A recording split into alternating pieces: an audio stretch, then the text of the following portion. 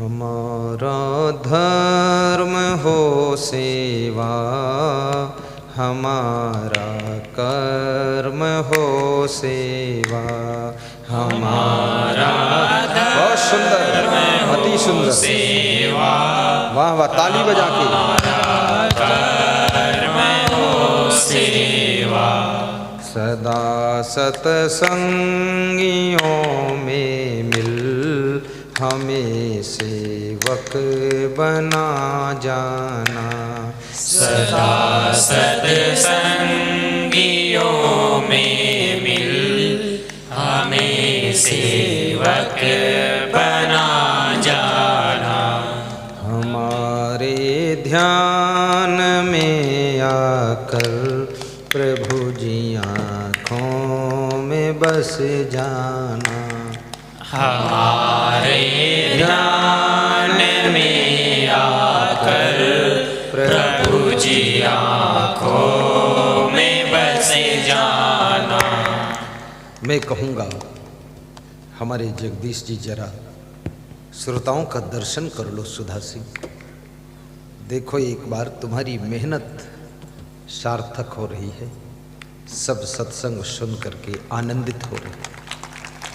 जोर से ताली बजा दो। ये महान भक्त थोड़ा मुस्करा भी तो। बैठी विराज जी, इनका मन आज खुश हो गया कि बहुत लोगों ने आकर सत्संग का लाभ लिया है।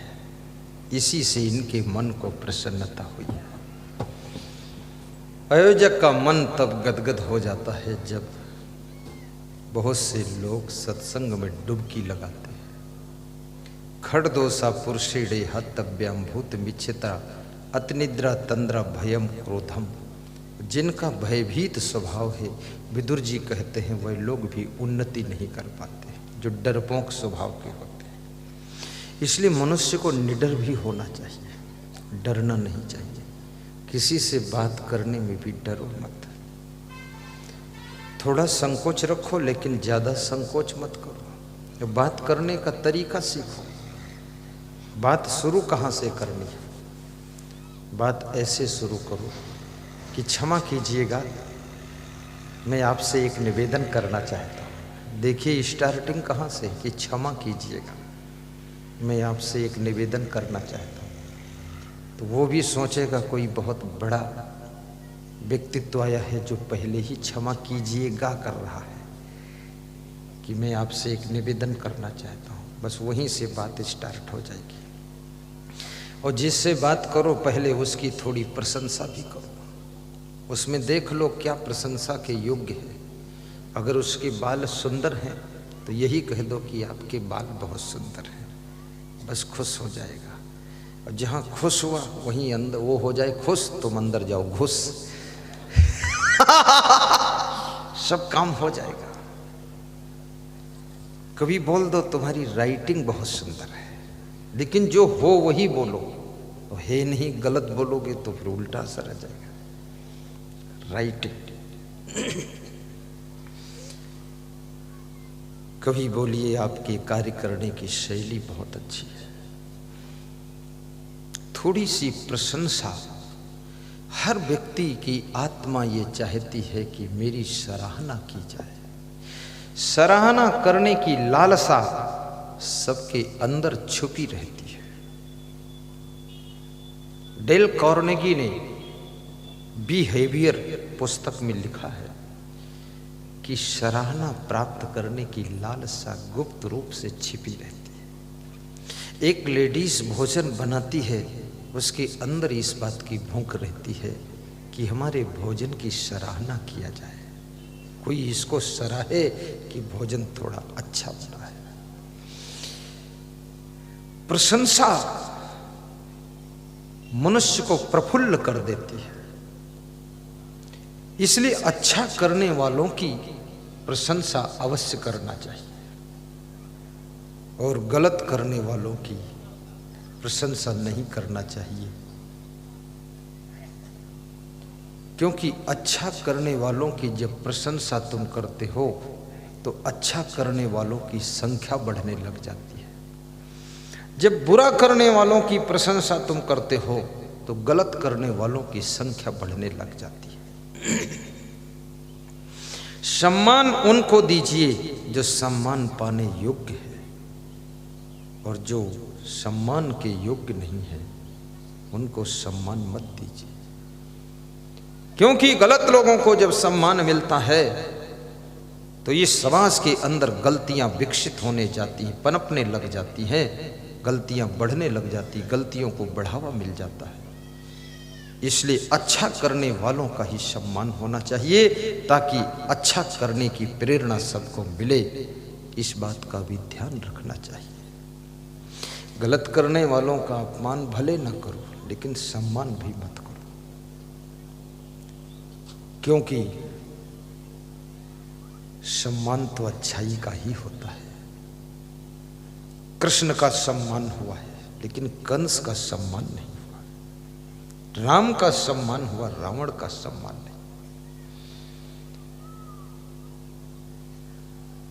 अब कोई रावण की पूजा करे तो उसके अंदर भी छोटा मोटा रावण का भाव बैठा हुआ है।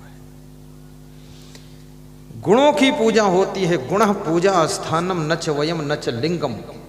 गुणों की हर स्थान पर पूजा होती है, न तो उम्र की पूजा होती है न किसी जाति की पूजा होती है। इसलिए गुणवान बनिए। धनवान बनना तो थोड़ा कठिन है लेकिन गुणवान बनना बहुत आसान है। मानुष तेरा गुण बड़ा मांस ना वही काज, हाण न होते आभरण त्वचा न बाजन बाज। सदगुरु कबीर साहब कहते हैं, हे मनुष्य तेरे गुणों की महिमा है, तेरे गुणों के कारण ही तेरा सम्मान होता है। कोयल में मधुर बोलने का गुण है, इसलिए हर व्यक्ति चाहता है कि मेरी छत के पास आकर पेड़ पर कोयल बैठकर बोले, गीत गाए, मैं सुनूं। और कौवा में कठोर बोलने का अवगुण है तो हर व्यक्ति कौवा को पत्थर मारकर भगा देता है, उसकी वाणी कोई सुनना नहीं चाहता है। ये मृदु वाणी का भी गुण होना चाहिए। ग्राहक से मधुर वाणी बोलिए, और मीठी वाणी में बहुत कुछ होता है। हमारे भक्त हरियाणा को पंजाब के यादवेंद्र सिंह डिस्ट्रिक्ट मोहाली के सरदार हैं, गुरु मंत्र लिया, सिख समाज के हैं, कह रहे थे हमें न रिश्तेदारों में कहीं प्रेम मिला और न घर में मिला, आपके यहाँ हमको प्रेम भी मिला और सम्मान भी मिला। तो मैंने कहा गुणों की पहचान करने वाले हीरे की कीमत वो सब्जी बेचने वाला क्या जाने, हीरे की कीमत जौहरी और स्वर्णकार ही जानता है। इसलिए तुम्हारी कीमत जो जानता है वही तुमको सम्मान देगा, और जो तुम्हारे गुणों की कीमत नहीं जानता है वो आपको सम्मान नहीं दे सकता है।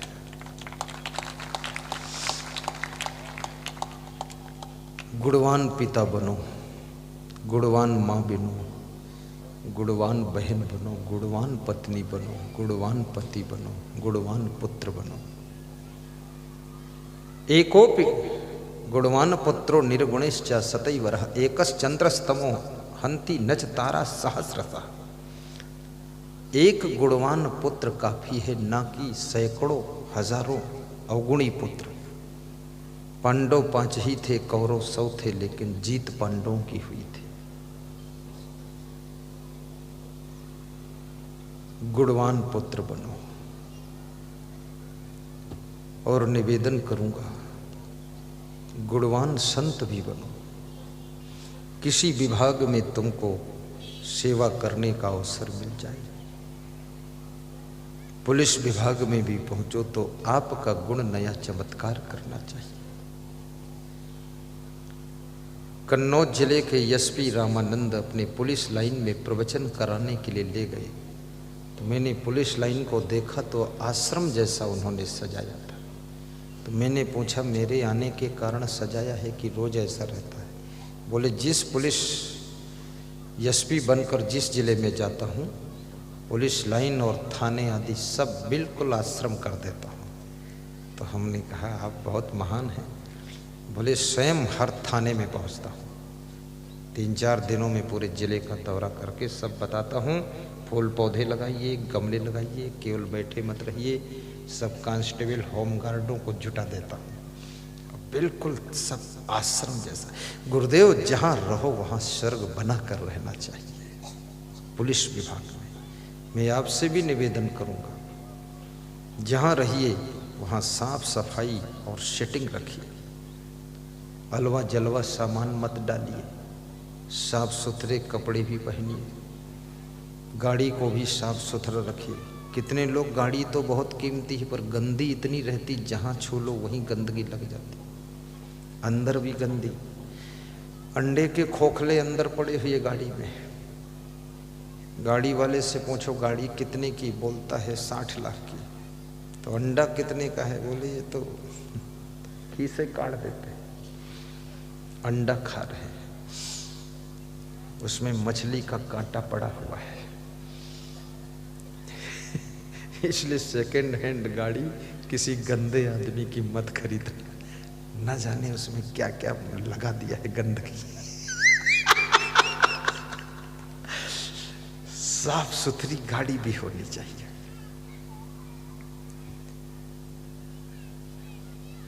और मेरे गुरुदेव कहते हैं कि बाहर की सफाई बाहर का स्वर्ग है, घर की सफाई घर का स्वर्ग है, दिल की सफाई दिल का स्वर्ग है। और याद रखना, अपनी जिंदगी को साफ सुथरा रखना, ये अपनी जिंदगी का स्वर्ग है। जहाँ रहो वहाँ सफाई रखो।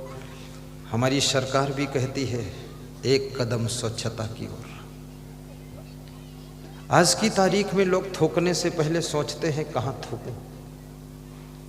जब से ये अभियान चला है स्वच्छता अभियान, तो थोड़ा सोचते हैं। और कोई सोचता हो ना सोचता हो, लेकिन मैं तो सोचता हूँ जब थूकना होता तो सोचता हूँ कहाँ थूकना है। लेकिन पहले लोग इतना भी नहीं सोचते थे कहाँ थूकना, जहाँ थूकना वहाँ थूक दिया, जहाँ तहाँ सब तहाँ थूक दिया। लेकिन अब ये सोच रहे लोग। और फॉर्मूला था एक कदम स्वच्छता की ओर, तो बाकी कदम गंदगी की ओर। बाकी कदम किधर जाएंगे? हर कदम स्वच्छता की ओर होना चाहिए। स्वच्छ भारत। और भारत देश में कचरा भी बहुत है, बहुत कचरा है, बहुत गंदगी है। यहाँ तो इतनी गंदगी है, इसको शायद यमराज की सेना लगे तभी साफ कर सकती है। बहुत गंदगी। मैं लंका में गया तो लंका में भारत देश से भी ज़्यादा गंदगी है लंका में, और बहुत गरीबी है। नेपाल में भी बहुत गंदगी है, वहाँ बहुत गरीबी है। और भारत देश में सबसे ज़्यादा गंदगी किस प्रदेश में? नाम नहीं लूँगा क्योंकि वहाँ भी सत्संग करने जाना है।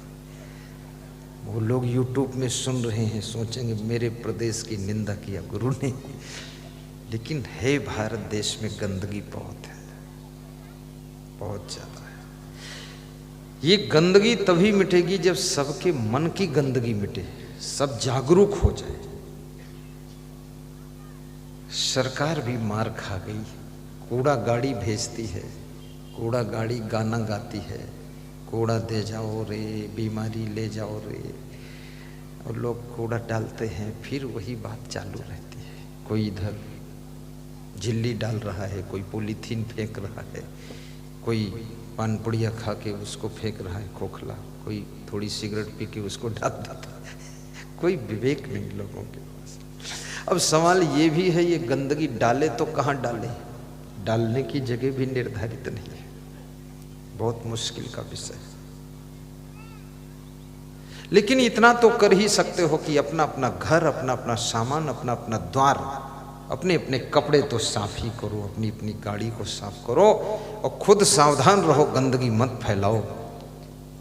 तो ये भारत देश जैसा, हिंदुस्तान देश जैसा विश्व में कोई देश नहीं है।